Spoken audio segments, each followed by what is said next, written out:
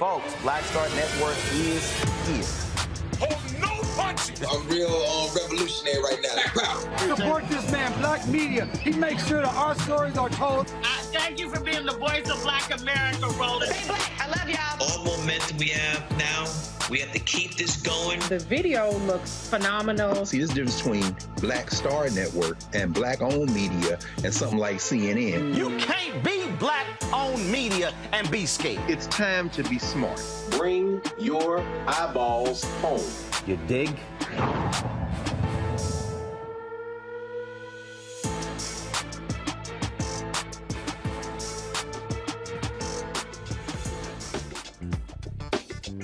Life's in the wrong spot, to be honest, y'all. Today is Thursday, December 15, 2022, coming up on Roland Martin Unfiltered, streaming live on the Black Star Network, live here in Atlanta. The former Fort Worth police officer who shot and killed Atatiana Jefferson, he has been found guilty of manslaughter. We'll give you those details. Also, at this hour, we await word on whether or not the cops who killed Ronald Greene are going to be indicted by a grand jury. We're on standby for that decision. Also, coming out of Virginia Beach, the city has settled a case there for millions of dollars in the case of Donovon Lynch, who was shot and killed by cops there as well.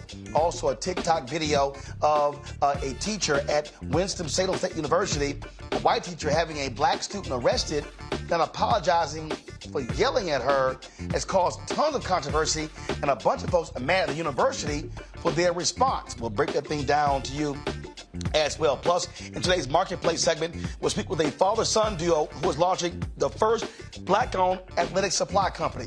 Lots to cover today on Roland Martin Unfiltered, streaming live on the Black Star Network. It's time to bring the funk. Let's go. He's got it. Whatever the miss, he's on it. Whatever it is, he's got the scoop, the fact, the find. And when it breaks, he's right on time and it's rolling. Best believe he's knowing. Putting it down from sports to news to politics. With entertainment just for kicks, he's rolling. It's on go, y'all. It's Roland Martin, yeah. Rolling with Roland now. He's funky.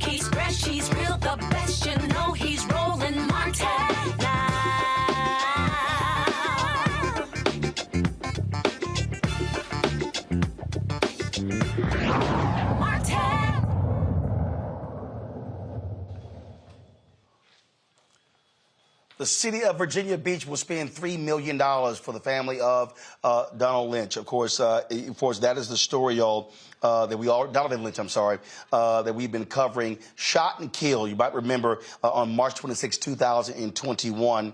Folks, this was a story that caused so much consternation there. Donovan was shot and killed by Officer Solomon Simmons. Simmons claimed he shot Donovan in self-defense when he saw Donovan holding his legal gun. A grand jury determined no probable cause to warrant criminal charges against Simmons. Joining me now is the Lynch family attorney, Justin Fairfax. Justin, glad to have you on the show. This is, of course, an issue that you, representing the family, has been really focused on. And in so many of these cases, the only way families have any sense of justice is through a settlement, because very few times officers are indicted for their wrongdoing. That's exactly right, Roland. And thank you for having us on. And thank you again for following this story. We finally have justice for Donovan Lynch and for his family. This has been an extraordinary journey, very painful journey for that family. But we are ending where we started, which is with the truth. Donovan Lynch is innocent. He did nothing wrong that night. He did nothing illegal that night.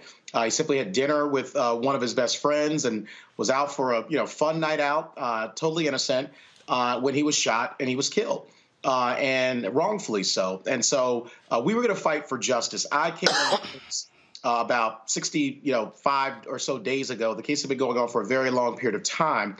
But when they brought me in, and also Thomas B. Martin, my co-counsel and one of the best lawyers in America, we said we were going to supercharge this case. We were going to litigate it. As you know, I'm a former federal prosecutor in Virginia, and that's exactly what we did.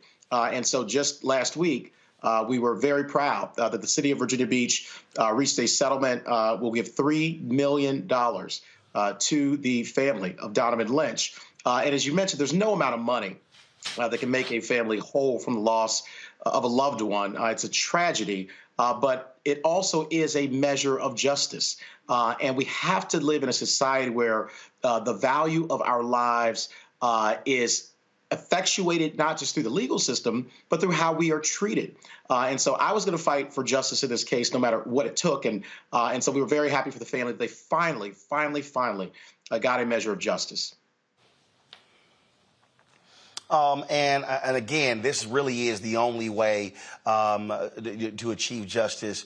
And this officer, they say no probable cause, is he still on the street? Is he still policing in Virginia Beach? Yes, Roland, it's our understanding that he is still a member of the force and is still policing. And so we have been, gotten word about that. And so, we're looking at that information. But here's the other thing.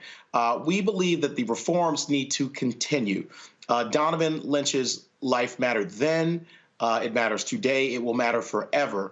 And the reason that his legacy will live on is because we're going to save the lives of other family members, of other families who won't have to suffer the same fate and the same tragedy that was suffered here. This officer did not have his body-worn camera turned on at the time that he shot and killed Donovan Lynch. And so this family didn't even get to see, the final moments of their beloved son's life. And so this is an extraordinary young man, college educated, really lit up the world. And so we are going to honor him and honor his legacy by what we do in terms of reform. And so, as we mentioned at our press conference the other day, we're going to be reaching out to President Biden and Vice President Kamala Harris, and we thank them for their extraordinary leadership. We would like to have the Lynch family meet with the president and vice president in the White House to discuss, again, their journey, discuss what they have gone through and also what they want to see going forward. We are in a powerful season of vindication.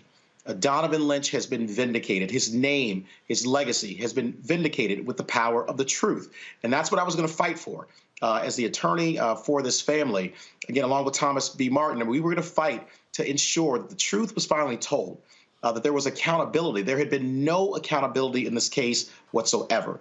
And we now need to live in a society where there is that kind of accountability. The truth is told and that justice is served. And so that's really what our focus was. And in 66 days, that's what we got done. All right, Justin Fairfax, we certainly appreciate it. Certainly give our best to Donovan's family.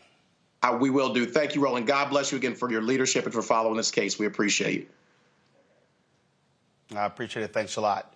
Folks, let's now go to Fort Worth, where we do have some justice in the legal system. The former Fort Worth police officer, Aaron Dean, who shot and killed Atatiana Jefferson, he will be going to prison today.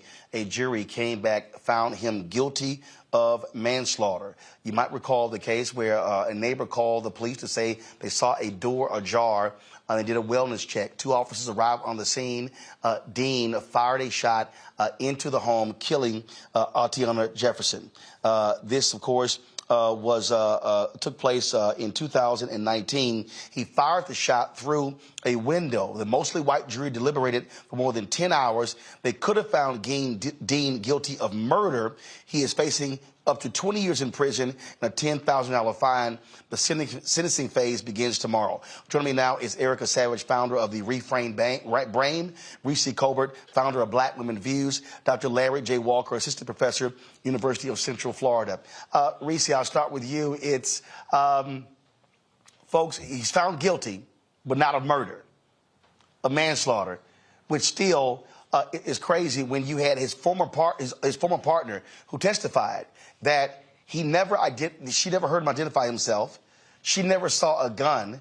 I mean, you see the circumstances of this, yet these juries still they cannot bring themselves to find these cops guilty of murder.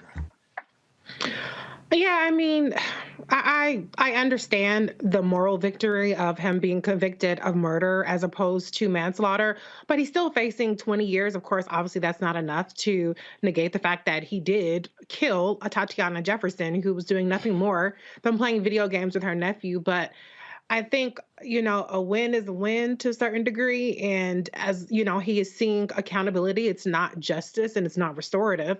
But I think in this case, I'm encouraged that at least there was another way of ensuring that there was there was some kind of accountability, because sometimes that isn't on the table. And then we just see these cops walk completely scot-free.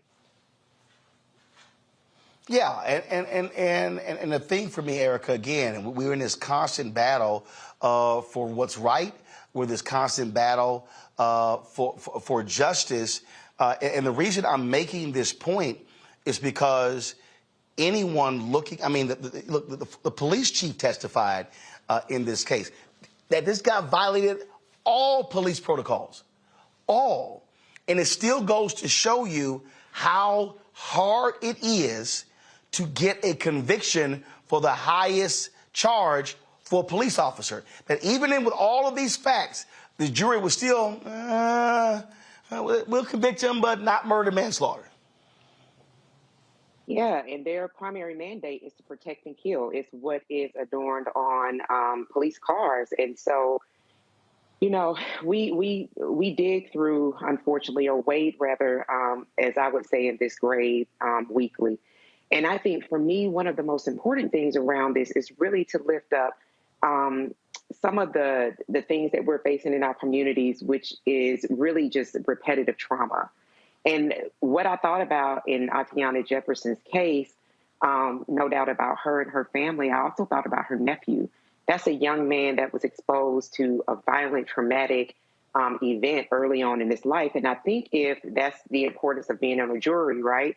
I'm pretty sure all of us have had jury duty, but that is the importance of showing up and ensuring that we're doing all that we need to do to be present to hold people accountable. I can assure you, if in that jury pool, if the victim, the person that was executed, looked like one of their children or their grandchildren, there would be no doubt about what that conviction would look like. So I'm praying and hoping that this person will have to face some type of time in some type of prison facility, that young man who bore witness to trauma by someone who is, by Maslow's hierarchy of needs, one of the base needs that we all have as humans is safety, right? So I'm really hoping that all of the counseling, the professional services that he'll need, behavioral services, emotional tapping in, that he will have the ability to play and be a child, hold on to all those childlike behaviors as long as he has, especially considering he's adoring. But just really thinking about the Jefferson family and about that young man that had to bear witness to such a violent death. I'll say this here, Larry, even with this manslaughter conviction, I hope it sends the signal to all cops. You may very well go to prison for your wrongdoing. We are now seeing, and this is, people can shout and whine and complain about Black Lives Matter all they want to, but it has been the protest of black people for the last decade that is causing this change in DAs and in juries when it comes to killer cops. Yeah, I think you're making a really important point. And, you know, there's obviously research to show the highlight in terms of Black Lives Matter protests, in terms, like you said, had impacted juries in the judicial system. But Roland, as it relates to this particular case and some other cases we're going to talk about this evening and have talked about in our show, is it forces me to reflect on what it means to be black and free in America.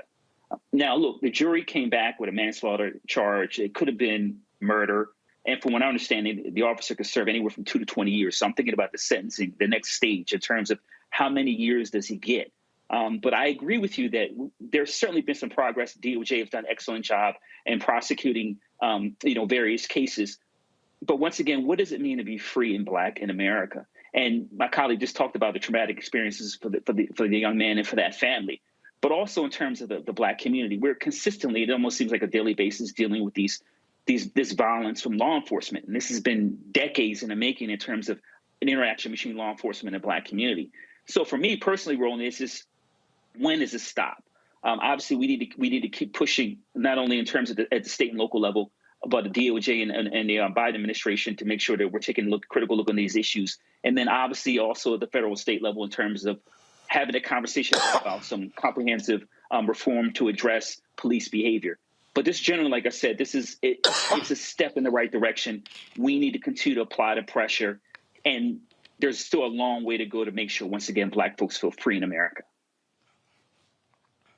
Indeed. Got to go to a break right now. We come back. We'll discuss the Ronald Greene case out of Louisiana as the grand jury determining. We're waiting to find out if the cops involved in his death are going to be charged.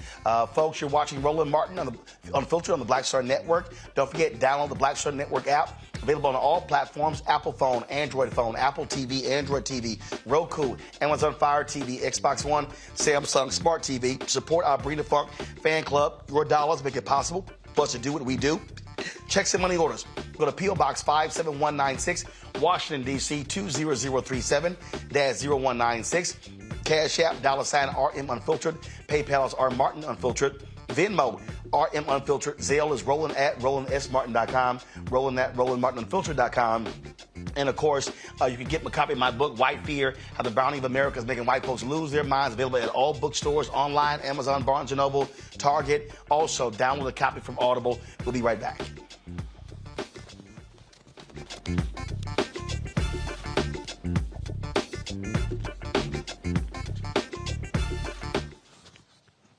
On the next Get Wealthy with me, Deborah Owens, America's Wealth Coach, inflation is on the rise. Interest rates are high. Can you still thrive during these uncertain times? On the next Get Wealthy, you're gonna meet a woman who's done just that, living proof of what you need to do to flourish during these uncertain times. These are times where you take advantage of what's going on. This is how people get rich or richer. That's right here on Get Wealthy, only on Black Star Network.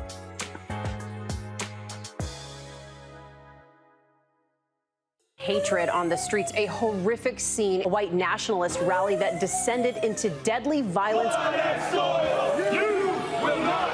White people are losing their damn minds. As an angry pro-Trump mob storms the U.S. Capitol, we've seen shooting. We're about to see the rise of what I call white minority resistance.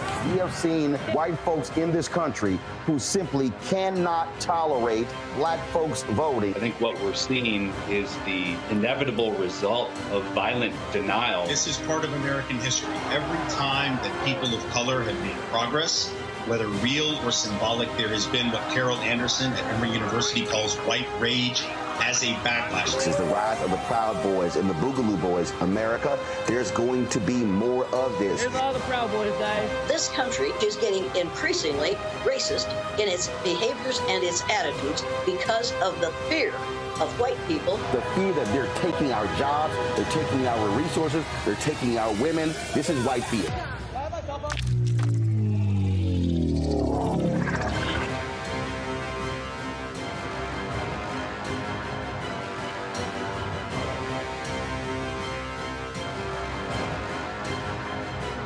On the next A Balanced Life with me, Dr. Jackie, 'tis the season, tree trimming, party going, and gift giving. And I don't know about you, but for me, sometimes it can be overwhelming, and sometimes it's just downright exhausting. Surviving the holiday season, we've got tips for you for staying sane, solvent, striving, and thriving, and sometimes keeping a little money in your pocket. 2 things just out of the gate: set boundaries and set a budget. On a next A Balanced Life right here on Black Star Network with me, Dr. Jackie. You want me to do something crazy, but I don't know what to do. I'd rather just sit here. Hi, this is Cheryl Lee Ralph, and you are watching Roland Martin, Unfiltered. I mean, could it be any other way? Really? It's Roland Martin.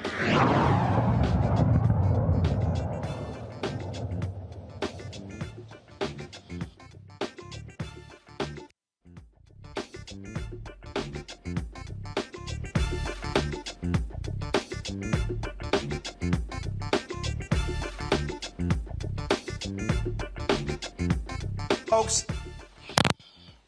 All right, folks, welcome back to Roland Martin Unfiltered, broadcasting from Atlanta, where we're covering the course Celebration Bowl.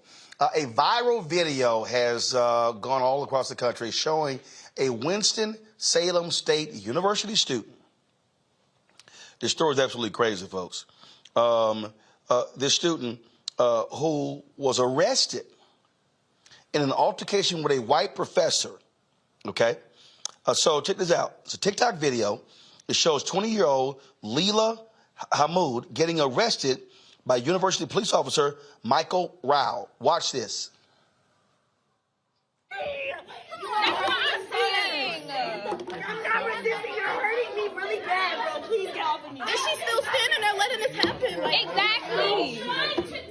I hate you. It already escalated. She's about to go out and hit him. I swear to God, I hate you. I swear to God, I hate you. I swear to God, I hate you, bro. You're the worst teacher ever. You get me taken out of here because I want to apologize? Because I want to apologize? You started yelling at me. You tried to embarrass me about my paper. You're a terrible teacher. Is somebody recording this? Oh, everybody is. I hope you're recording everybody because that's ridiculous. Yes, she that really is. is. For letting this shit happen. She sit here and say she loves black people and stuff, but you let this happen to her? Come on now. No, you yelled at her first. You yelled at her first, but you want her to apologize. It doesn't make any sense. You hear everybody in the class say, look at my grades, my GPA, I graduated by 8 points. I'm not no dumb bitch. I'm not stupid, Dr. V. The whole class. I'm so mad. I am valedictorian, bitch. So mad. What the hell? That you laughed and walked out of me. Yeah, you were yelling at her. You were yelling at her. That's ridiculous. That's BS. I'm saying. BS. I'm like. Trying to say I'm sorry. That's. You're the worst teacher I've ever had. Leila posted this video to explain exactly what happened in the classroom. Distracting. So basically, we had a group project assigned as a final, which is probably the dumbest thing, but I'm not here to critique her on her learning. We had a group final. We had to write a paper, and we had to also make up a skit for our group to present. It was 7 of us. I did most of writing the skit just because I wanted to. It was easy and it was fun for me. Well, I thought it was easy. I did the essay as well. She got back to me late, 6 hours before we had to present, actually, saying that my essay was completely wrong and I should revise it, all this shit. And I'm just like, I'm not going back and redoing this essay. That took me 2 weeks and you told me 6 hours before. I'm not redoing it. And I think I'm pretty okay for that. On camera, it's dirty. I think that wasn't a bad idea of not redoing it. I didn't feel any type of way, and I still came to the final to present with my group because that was what we were supposed to do. I did not say anything when I did come into the class because, like I said, I was already frustrated at the fact that she told me my whole essay was wrong. So I come into class and Didn't say anything to her. She's talking. She's assigned us to our groups, and we're going to talk about what we're doing for the project before we actually have to do it. So I'm talking to my group members and come present it. So we talked about that, and she was like, well, it is wrong and you should redo it because it's going to greatly impact your grade. Once again, said I did not care about that because I'm only here to present with my group so that my group does not get a 0 on this. Well, I got hella views. Well, look at my story. So, boom, she starts getting loud. She starts yelling at me, telling me this is her class, so it doesn't matter what I think. I'm getting loud back. I'm not going to sit here and lie to you guys. I got loud back. I was raising my voice too. I'm like, Dr. V, like, you're yelling at me. I'm not going to redo it. I'm here to present with my group. Like, I'm here to get this done and get out. And she's like, you need to get out. Like, I want you to leave. And I'm like, leave? No, like, I'm here for my group project. Turn the comments off. How do I do that? And she told me to get out of the classroom, and I literally refused. I was like, I'm not going to leave. This is our final exam, and I didn't do anything wrong other than responding to what you said to me because I did not say anything to her. She's telling me to get out of the class. I'm like, no, I'm not going to. She's upset at this point. She leaves, and she's talking to another teacher in the hallway. At that point, I guess, is when they decided to call the police, campus police. Campus police comes, and it is a black officer at first. I'm not usually one to mention race. But I think it is a little bit necessary in this instance because I do go to a historically black college, and for this to happen to me and be so provoked by people who are not of black descent, it hurts. So I feel like I do have to mention that. The black officer comes in, he asks me what's going on. I tell him everything. The class is telling him everything. As I'm telling my story, my professor comes back in. Yes, officer, I want her taken out. I'm like, whoa. He's like, whoa, I'm talking to her, I'm listening to her. So wait. We're talking, another officer comes in, and he is a white officer. He comes in, and he's like, okay, so your options are you're gonna get out of the class, I'm gonna have to take you out. I'm like, what? Like, take me out? Take me out how? So, yeah, like they said, it is important because the black officer, he's a very well-known officer on our campus. He's never given anybody any problems. He's actually pretty cool, and he was doing his best to not arrest me. He was trying to have a conversation, and the white officer came in and was like, yeah, you're either going to get out or I'm going to have to get you out. And I'm like, okay. At this point, I'm like, Dr. V, you're going to let them arrest me? And she's like, yes, Dr. V, Dr. Villagomez, Cynthia Villagomez. Yes, say that name in here so y'all know who we're emailing about because I'm sending emails. My class is sending emails. Friends are sending emails. Send an email. If not, that's okay too. I'm not pressuring you.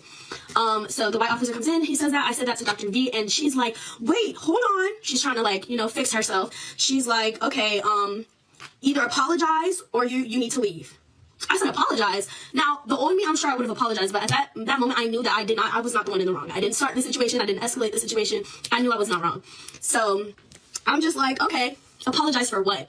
Apologize because you yelled at me and you dropped the F-bomb? Yes, I did drop the F-bomb and told you I'm not fucking stupid. That's what I told you. So I'm sorry. The F-bomb hurt your feelings. So sorry, baby. We're grown.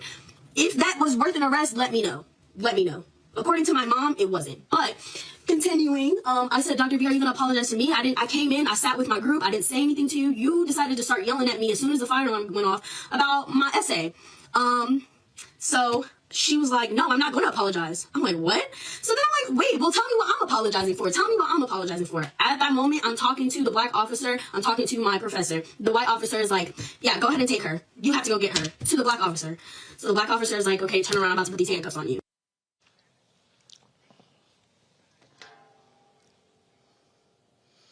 All right, folks, Winston-Salem State released a statement. Here is what they said. We received a report that there was a significant commotion in Carolina Hall this morning.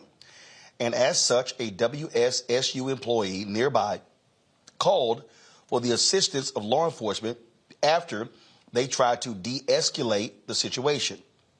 We understand that the weaponization of police is a prevalent problem in our community. However, that is not what happened in this incident. We strive for a safe, inclusive, thriving, and intellectual community where all our faculty, staff, and students feel respected and supported. To that end, we will take swift and appropriate measures against any situation that contradicts those ideals. Now, here's the deal. When you look at this Rate My Professor, this professor does not get good ratings. She gets a 2.5 out of 5 when of course, being evaluated from students. I want to go to you, Erica, because when we're talking about cases like this, I mean, this is, I can't imagine. Look, I've been in classrooms where there have been debates back and forth with teachers, with professors, and nobody called the cops. Right. And I'm sorry. I don't care what. First of all, I'm trying to understand why would a staffer in another classroom who's not in the classroom, even if you hear yelling, how do you say, oh, let's call the cops? To me, this is just me, if I'm an adult and I hear yelling, I'm going to go visit the classroom to see if I can help de-escalate, not call the cops. Right. Exactly. But see, we have the presence of Karens on HBCU, so the story's a little different. I think what was very interesting about that statement that was issued, you know, the top and the bottom, and then you have this one line about the weaponization of police, and then the very firm, but this was not the case. I'm really glad that Leila's mother is there to support her, because I'm going to assume that she is the one, you know, her family's the one that takes care of her tuition. And just thinking back to 2017, at the beginning of the Son of a Klansman's administration, where we saw the numbers of students that were enrolling to HBCUs, my son at Morehouse was, you know, he was no different from those numbers of kids. And so just thinking about that kids were actually enrolling in HBCUs because of the real intense racism, everything that came with the Son of Klansman's regime, all of that they were feeling, very young students, is that they wanted a place of safe haven, protection, in academia. And that's what it brought to them. So what I love is really the stand that Leila has, that she has already started shooting off emails. She got email city rock and rolling.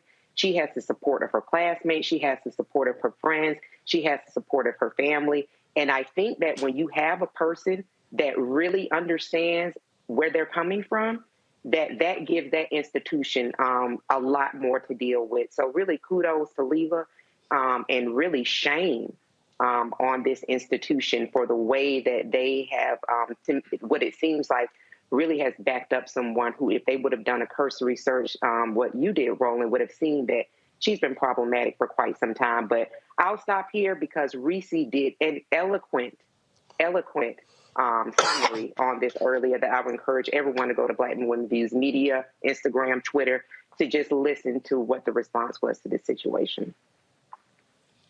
But before I go to Reese, I want to go to Larry. Larry, you're a professor. Based upon what you see here and what you've heard described, how do you handle that situation?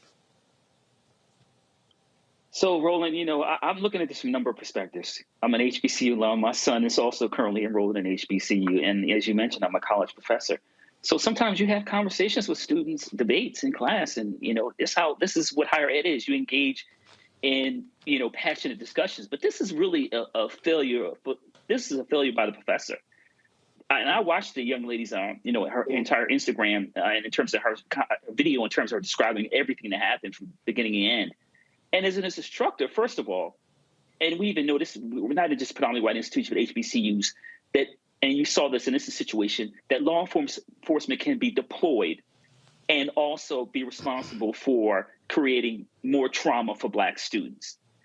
You should never call law enforcement unless we're talking about violence in terms of my using a weapon or a knife or some other situation. I would have never called law enforcement. I've never gotten to the point where I had to call law enforcement for a student. I currently teach at a predominantly white institution. I've also taught at HBCU. I have never engaged in it and gotten things that gotten that heated or what I felt like it was dangerous and my life was in the line. This professor didn't take the necessary steps in terms of whatever feedback she was giving her on her paper, in terms of a realistic timeline to say she needed to rewrite the paper. That was also a misstep. And then engaging in that student in class. Now, if she decided to engage her, she should have engaged her after class and had a conversation showed a level of respect, because you heard the young lady say like she felt like she was being disrespected. It is also a failure on law enforcement. Once again, the white police officer comes in after Black police officers having a conversation and then instructs her to take this young lady outside the classroom and arrest her. That is uncalled for. And then lastly, Roland, it is a failure by the president and other administrative leaders to put that statement out. And they put out another statement before that. But the bottom line is, overall, for people who thinking this professor should be fired, I will remind them that she is tenured and that it is difficult to fire tenured professors. I've seen it in my institution. I've seen it in other institutions. But overall, this is a failure in terms of leadership in the institution. This is an absolute failure by the professor to call police on a young sister who attended an HBCU because they are supposed to be safe spaces. And then lastly, we can't allow this to happen. And I hope that the professor face repercussions. So, control room, do y'all have the video from Tennessee State? Okay. So y'all remember, it was just a couple of weeks ago. This happened at HBCU Tennessee State. I said, what is your name? Out here, get out. You're failed this course, whatever your name is. Out! Out! Out! Out! That white teacher was yelling in the face of a black student. That video went viral. That teacher knew what was coming down, Reese. He quit the next day. What do you have to say? Well, I want to be clear about a couple of things. Number one, this is not simply a case of the police removing Layla from the classroom. She was handcuffed, aggressively manhandled. The weight of this police officer was put on a 5'2" petite young lady. She doesn't look so petite in that video because she has a big sweater on, but she showed that she's a skinny little, short thing. She was handcuffed for hours. She was transported to a jail and charged before a judge with 2 misdemeanors. I know that people don't like mouthy black girls. I know that people don't like black girls getting out of turn, getting, not showing deference to people. But you cannot tell me that it is a proportionate response to getting mouthy with a teacher who started the interaction being a little aggressive. You cannot tell me 2 misdemeanor charges are appropriate for that situation. If you think that, there's something wrong with you, and I'm surprised you're even watching this program to begin with. Right. I think we all could concede that perhaps she could have just left the room, but she was not given that chance by the police officers before he handcuffed her.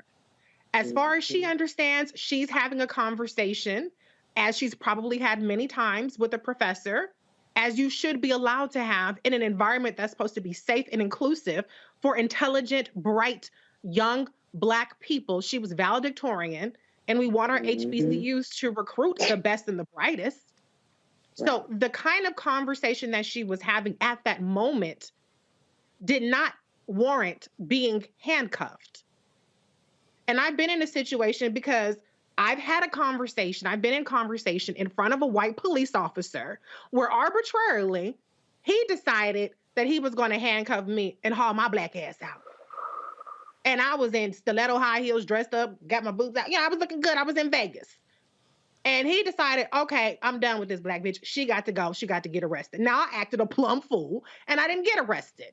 But I was still handcuffed. My arms were sore the next day. I was like, why are my arms sore? What happened? Then I remember, okay, this cop was manhandling me. So I know how arbitrary these situations can be where a cop just decides in the middle of a conversation, I'm just going to fuck with this girl because she's a Black woman and I can. So I just want that to be clear. This wasn't a situation where she was simply removed out of the classroom. Perhaps she should have just left the classroom, but she didn't. And just because you don't act in exact accordance with how you're expected to act does not give anybody license to escalate it and disproportionately respond to the point to where she, as a bright young student, is facing 2 misdemeanor charges. And then one other thing I will say is not only did this teacher abuse her power and weaponize the police. It's absurd for this school and this institution to say that the police weren't weaponized in this situation. But not only did she do that, not only did she injure this student, but she injured the classroom, because I've seen other footage and I'm telling you, them students was dragging her ass for filth, as they should. And in those videos, I will say this, and this is not a credit to her.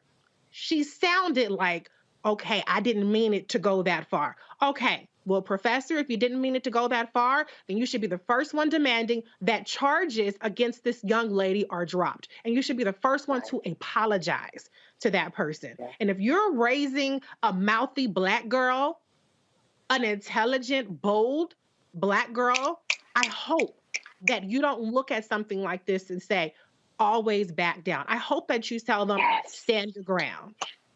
And I'm not saying you tell them to be disrespectful, but there's nothing that should have prevented her from continuing on with the conversation before it was escalated by the cops upon the watch of the teacher to the point to where she's facing 2 misdemeanor charges. That is ridiculous. That is abuse of power. That is weaponizing the police. And that is something that prospective students are going to have to think about when considering that, or when they decide, if people want to decide to re-enroll to the next year. This is egregious. It's disgusting. And I'm sick of people thinking that they can treat young Black women, and if this was a young Black man, I would say the exact same damn thing any old kind of way. And for this to happen in an HBCU, and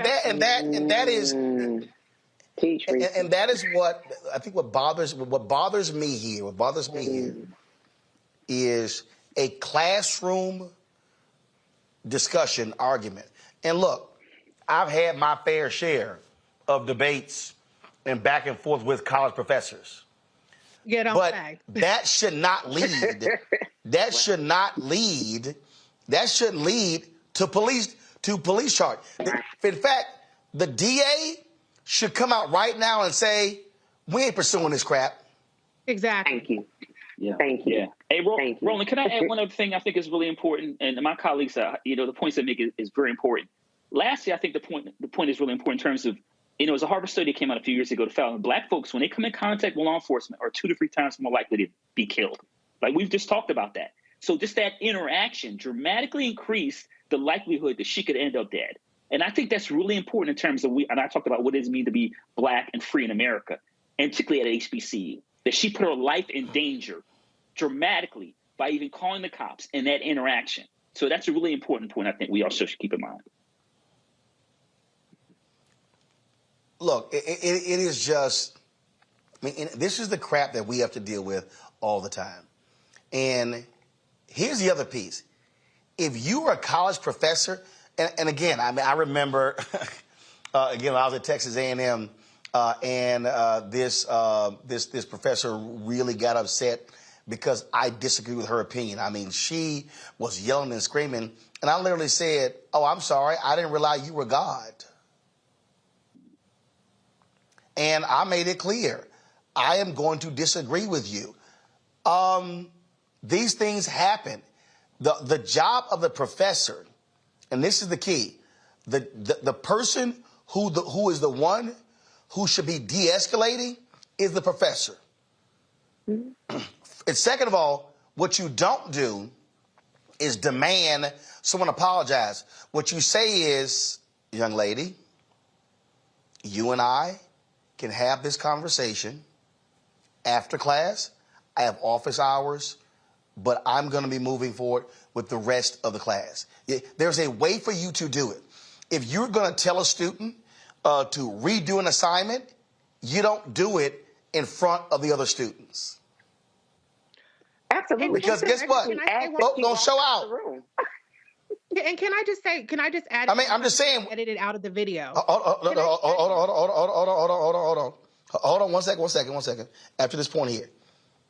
And if the student continues to be unruly, if the student is yelling and screaming, the professor should say, let me know when you're done. And what you do, you don't heighten tensions. You sit there and let them show their ass, and you sit there and say, are you now done?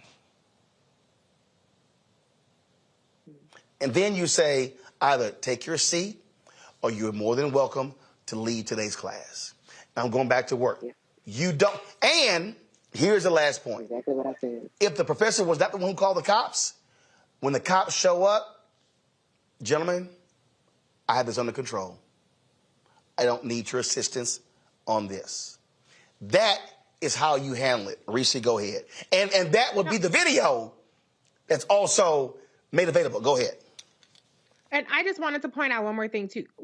The way that the exchange started was there was a fire alarm that was going off, and the young lady was on the way, out because there was a fire alarm going off when the teacher started the confrontation. So it wasn't like she was in the back of the room and they were yelling at each other or anything like that. I mean, it was because of the fire alarm going off that she was even having any kind of passing by the teacher or anything. So I know some people probably just think that she was just out there acting a plum fool and starting stuff with the teacher, but that is not at all what happened.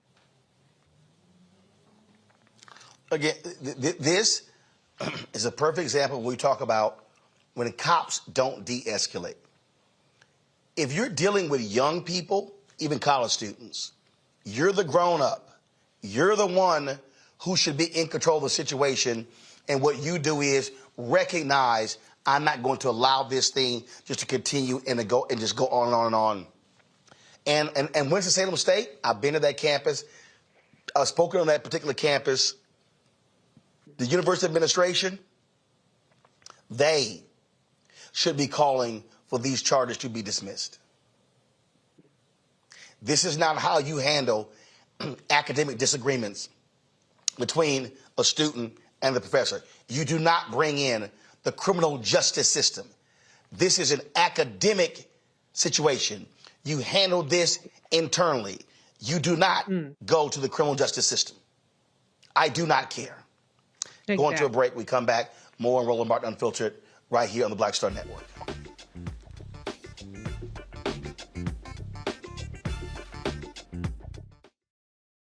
I am on screen, and I am representing what a black man is to the entire world that's gonna see this. And this might be the only black man, a representation of a black man that they see. Right. So I am responsible, right, for how they see black men. And it's my responsibility to, if I am not playing an upstanding, honorable, someone with a strong principle and moral core, to make sure that this character is so specific, right, that it is him, not black men. And I wish that more actors would realize how important their position is as an actor of color, playing people of color on screen. Because there are people that see us all over the world in these different images that we portray. And not everyone knows black people to know, yes, that's not all.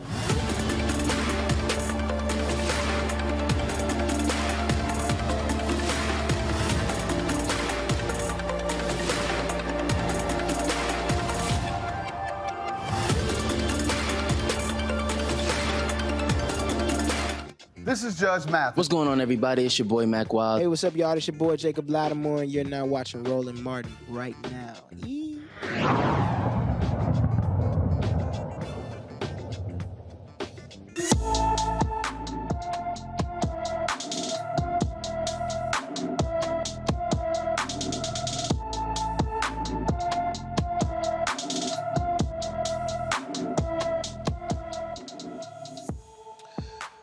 Christopher Jones has been missing from Chicago since December 3rd, 2022. The 12-year-old is 5 feet 8 inches tall, weighs 200 pounds, with black hair and brown eyes. Anyone with information about Christopher Jones is urged to call the Chicago Police Department at 312-745-5020, 312-745-5020. Folks, Breonna Taylor's boyfriend has settled a state and federal lawsuit against the city of Louisville. Kenneth Walker will receive a $2 million settlement. Walker was with Breonna Taylor the night she was shot and killed by Louisville police. He fired a shot at police as they burst through Taylor's door in 2020 as police served a no-knock warrant, resulting in the death of Breonna. The U.S. Justice Department charged 3 Louisville officers with a conspiracy to falsify the Taylor warrant. Officer Kelly Goodlett pleaded guilty and admitted to helping create a false link between Taylor and a wanted drug dealer. Former officers Joshua James and Kyle Meany are scheduled to go on trial in federal court next year. You know what? This is the thing here, Larry, that when you think about this story here, I mean, this guy could be dead. first of all, the fact that Kenneth survived this is rare. When cops busting in and you fire a gun, you actually make it out alive. Yeah, it's a miracle, and obviously, Breonna Taylor, was killed. But it's interesting, Roland, is how this one come 360. Remember, they charged him. So, and this is, once again, we've had this conversation many times on your show about law enforcement. You can't always believe the initial narrative. Because the first, what you heard initially was, there was some kind of shootout, and they were, blaming the boyfriend. And here we are a couple years later, he's getting his $3 million settlement. But you're right, he's fortunate that he wasn't also killed. It's also really important that, and we're seeing that these law enforcement officers are being held accountable. But once again, this is another story in which law enforcement killed someone who didn't have to die and has ruined the lives of an entire family, of multiple families, traumatized a number of the Black folks in that city, and also traumatized Black folks throughout the United States. And we talked about in terms of Black Lives Matter movement and fighting for justice for sisters like Breonna Taylor. But he is lucky, but we have to make sure we don't have any more Breonna Taylors, and we have to stop this violence when it comes to law enforcement in our community. And when it does happen, we have to continue to hold them accountable, send them to jail, to send a clear message. Last thing I want to point is, we have to also, when we negotiate these contracts with law enforcement, we have to make sure we start taking people's pensions, because the citizens are the ones who have to pay out this $3 million. Taxpayers have to pay for this. And we have to start being more aggressive. And once again, we deal with these union contracts to make sure law enforcement are paying out of their pensions, et cetera, instead of citizens paying out these large payouts.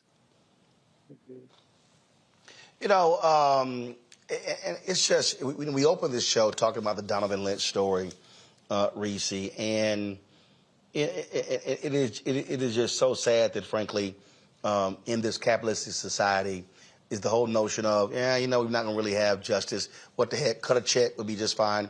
It's all good.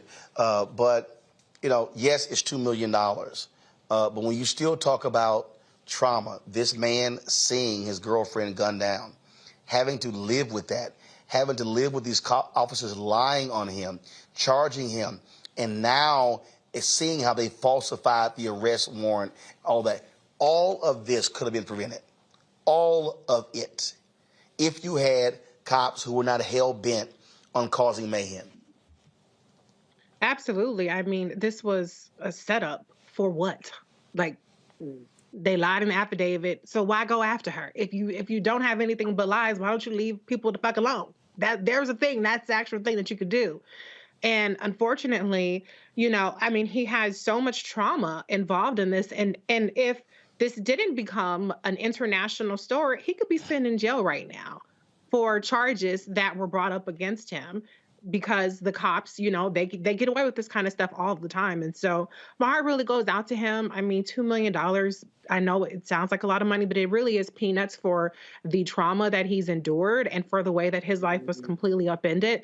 And it's just, I want to stop seeing this happen to Black people, but every time you go out there and you harass and you torment and you just violate Black people, they absolutely should get some sort of settlement at a bare minimum.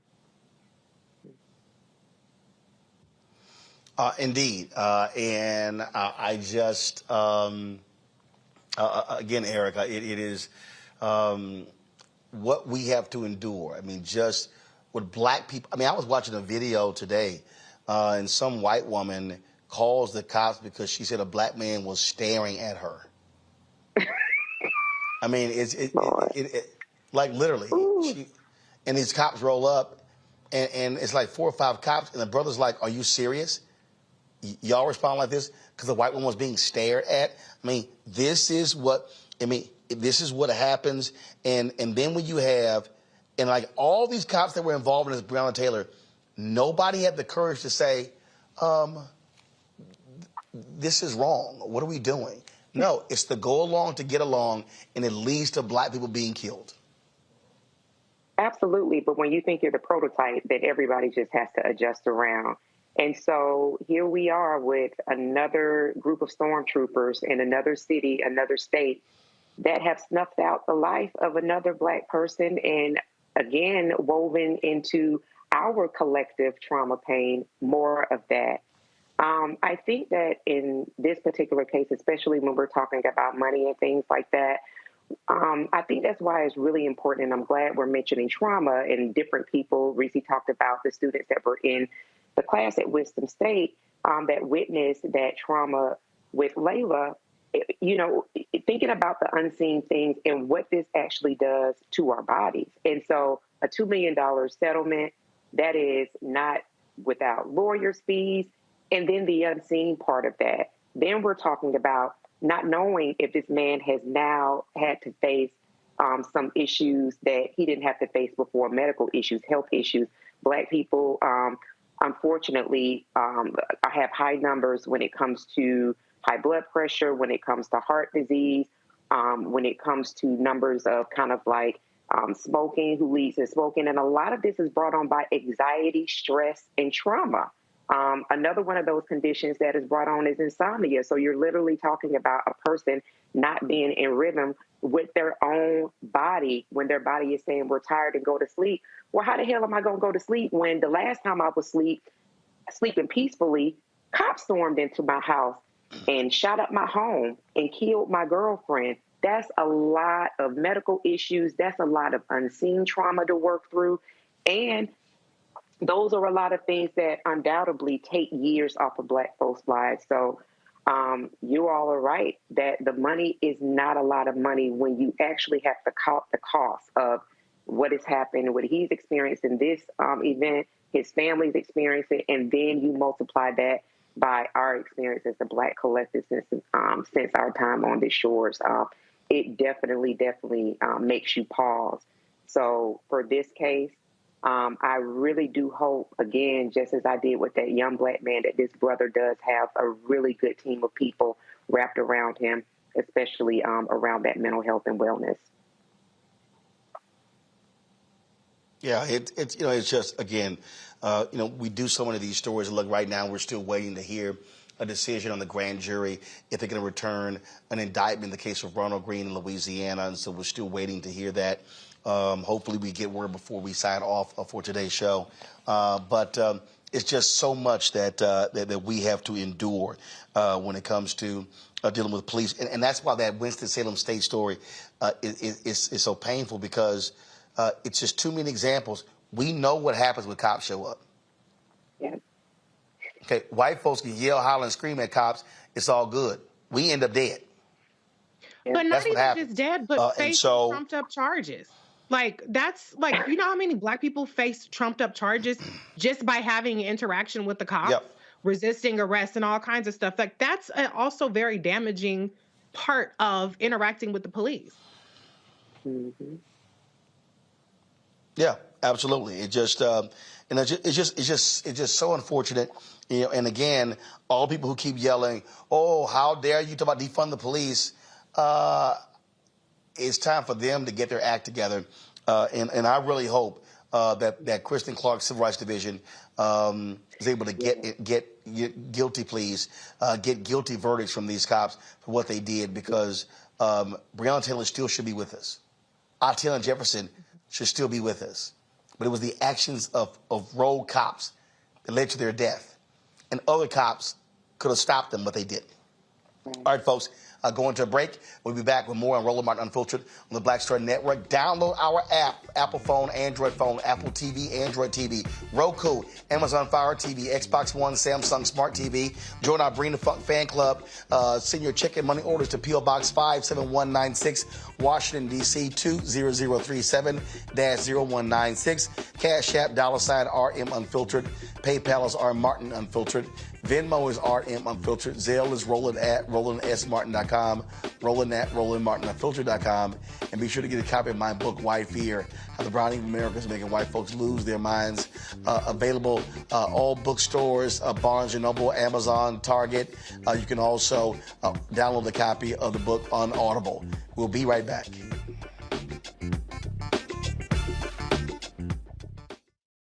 When you talk about blackness and what happens in Black culture, we're about covering these things that matter to us, speaking to our issues and concerns. This is a genuine people-powered movement. There's a lot of stuff that we're not getting. You get it, and you spread the word. We wish to plead our own cause.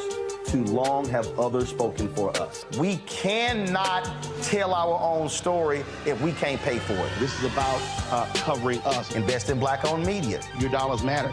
We don't have to keep asking them to cover our stuff. So please support us in what we do, folks.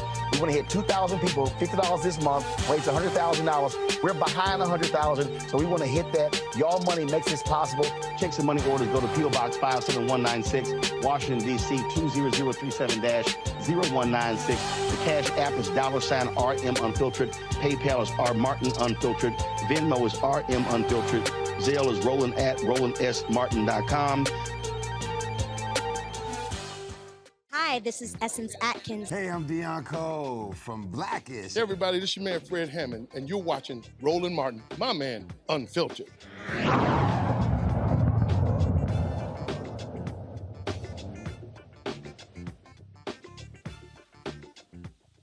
Curry story where he was accosted in a hotel in Colorado Springs. Well, guess what?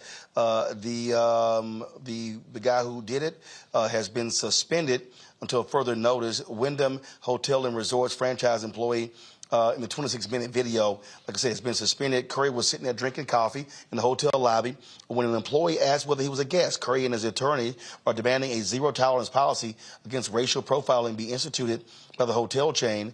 Mark and his attorney will be coming on our show soon. We're working on the day that best fits his schedule. And this right here is just a perfect example, again, Larry, of being black. Brothers just sitting here in a lobby, drinking coffee. White guy walks up to him, no badge, no nothing. Are you a guest here? And then demands to see ID. And Mark is like, I ain't showing you a damn thing. Not a room key. Like, who the hell are you? This went on for 26 minutes. And it's just, again, we do these, we used to always do the segment called, Crazy Ass White People. Then you have some advertisers who complain, it's like, oh my God, it's like they have that crazy ass white people segment. But these are crazy ass white people. Black people can't just be people sitting in hotels or sitting in restaurants or walking down the street. And it's like, my goodness, we get accosted or they call the cops saying, oh my God, they're staring at us. Goes back to a point I made earlier about what does it mean to be black and free in America. It doesn't mean much. This is, profiling by sitting in a hotel lobby, chilling, drinking coffee. It doesn't matter what black folks are doing. We could be watching bird watching or, allegedly staring at people, standing in the mall. It doesn't matter. And this is a problem with being black in America. And I hope he sues. And I had a chance to watch the entire video this weekend. I hope he sues. And it looks like both of the white man and the other gentleman have been, like you said, put on leave. But the fact that he just walked up to him randomly and started asking him was he staying there, and also asking him all these other questions. First of all, black people don't get down like that. You don't walk up on some brother asking a bunch of questions. I know certainly you walked up with me like that, there would be a problem. But the fact that they stood there, obviously trying to intimidate him and ask him a series of questions, he didn't have to respond. I'm glad he was on live and he was able to record it. I'm glad that the company the hotel chain took the necessary steps. But I hope he sues them and gets every nickel, dime, and penny he can possibly can. But once again, Roland, this is just another situation in which black folks are just minding their business and someone comes up to them and start harassing them. And then you have white folks ask, well, why are you so worried about racism? Well, it's embedded in every aspect of our society, whether you're in a hotel or anywhere else. And people are sick and tired of being sick and tired, as Fannie Lou Hamer once said. And you know what? I'm sorry, Reese.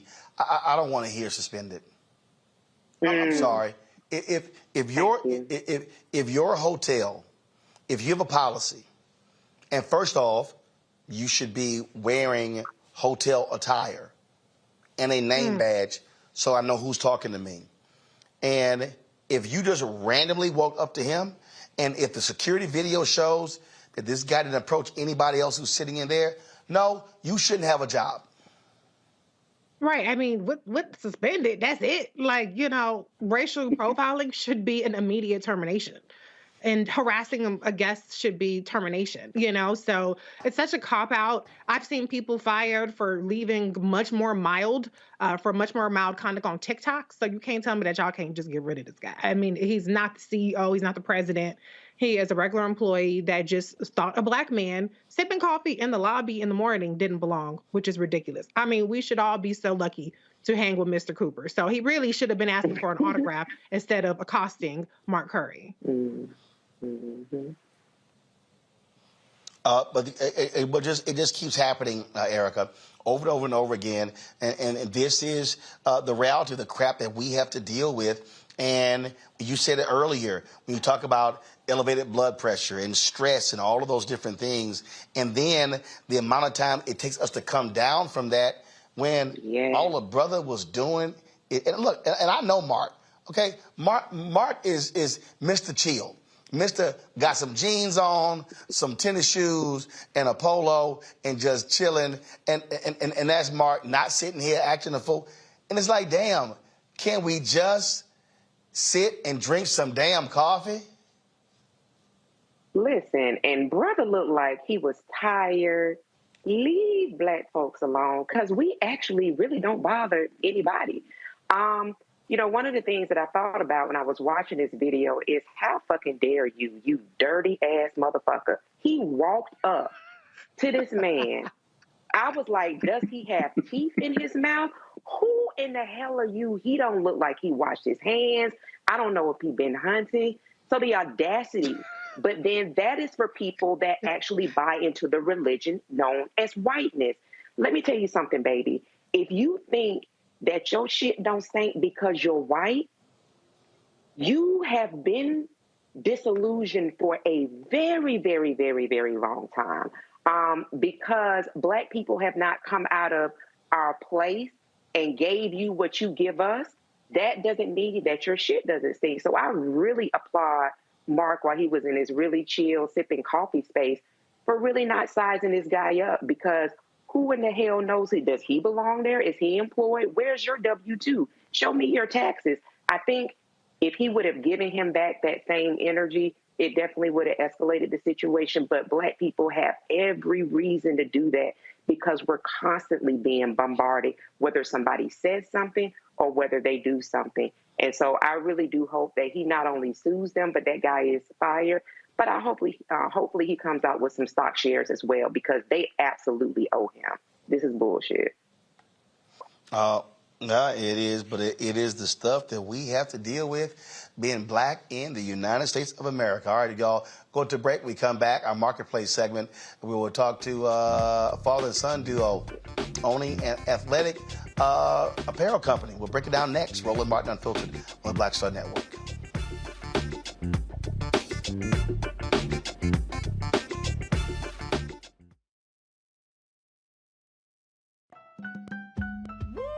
We're all impacted by the culture, whether we know it or not. From politics to music and entertainment, it's a huge part of our lives, and we're going to talk about it every day right here on The Culture with me, Faraji Muhammad, only on the Black Star Network.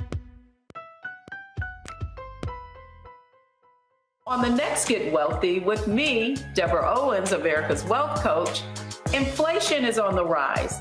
Interest rates are high. Can you still thrive during these uncertain times?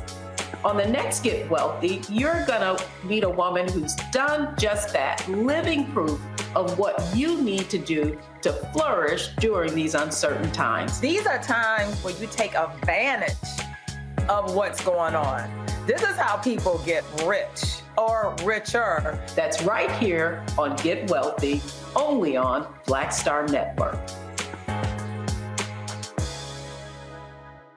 Hi, I'm Israel Houghton with Israel and New Breed. What's up, what's up? I'm Dr. Ricky Dillard, the choir master. Hey, yo, Peace World, what's going on? It's the Love King of R&B, Raheem Devon, and you're watching Roland Martin, Unfiltered.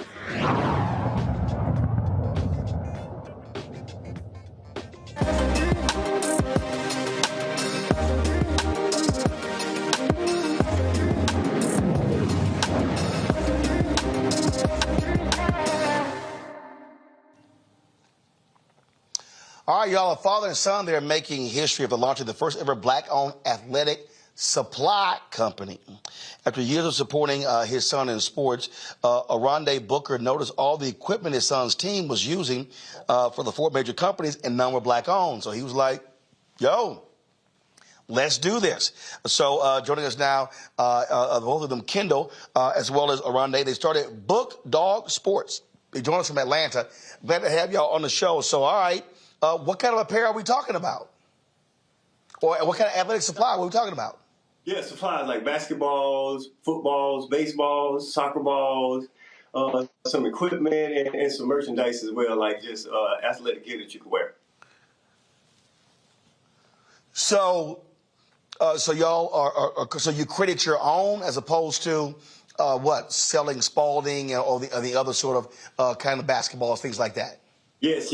We manufacture our own balls. We go through the process of working with different manufacturers to find out what type of leather we want, how we want it to feel, what logo we want on it, and then we get the ball. We practice with it. We've given it away to some basketball teams and some trainers to use, and they put it in there. So then we get, after, say, about 6 months or a year, we see how the ball wore, how long it lasts, what did they think about it, what did the people think about it. We do all of that before we actually come out with the product. So the first product that we came out with is the basketball. Wow, that's pretty cool there. It's pretty cool. So in terms of doing this, how your sales been and how you marketing it as well? Well, we started off with just marketing on Facebook and on Instagram. We did a press release that was on Black Enterprise. The sales were pretty good. And we just go to the basketball games a lot, talk to the different coaches that we play with the ball. We're just doing a lot of grassroots, talking to different organizations, different teams as Kendall plays in the games and the tournaments. Right now it's high school period, so sort of kind of talking to a lot of the high school coaches that play against the TIS team. Got it. So Kendall, was it in terms of the role that you played in this? Were you the guinea pig with the equipment? Or was it all your dad's idea, or do you say, you know what? Let's sit here and ratchet this thing up? Well, I most definitely was the guinea pig with the ball. I was shooting with it a lot, dribbling with it a lot. And in terms of it being my idea, it was mostly his. But when he mentioned the idea, I thought it was a really good idea, and I supported him 100%. Questions for my panel. Larry, you're first. Yeah, so congratulations. It's a great concept on trying to build Black wealth, generational wealth, which we talk about a lot of times on this show. I want to talk about, and I'm a big sports fan, but I want to talk about this in terms of how much air is in the ball, in terms of the guidelines. So, whether it's AAU or the NBA, et cetera, I know that the ball has a certain, pressure and all that. Can you explain how you've met all those, requirements and, in terms of where the ball is being used, like I said, if it's AAU or some other, entity, how that's going? Mm-hmm. As far as like the composition of the ball, when we were creating the ball, we would talk to manufacturers who manufacture balls, right? So we already know about the pressure, the weight, everything needs to be. We told them what guidelines we wanted to be in. So we used the guideline of NHFS, and we took those guidelines. The ball has to be a certain Pantone color. The ball has to be a certain weight. The ball has a certain kind of core. So we had to make sure we met all of those. So once we got a ball that we felt like met those specifications, that's the ball that we went with. As far as what it's being used right now, it's being used at some high schools for practice ball because it's not certified just yet. It's also being used for some AAU teams and for some training facilities here in Atlanta that we have personal relationships with. They purchased the ball to support us as well. We have a purchase from the Syracuse PAL organization. Shout out to Syracuse Police Department. They purchased some balls as well.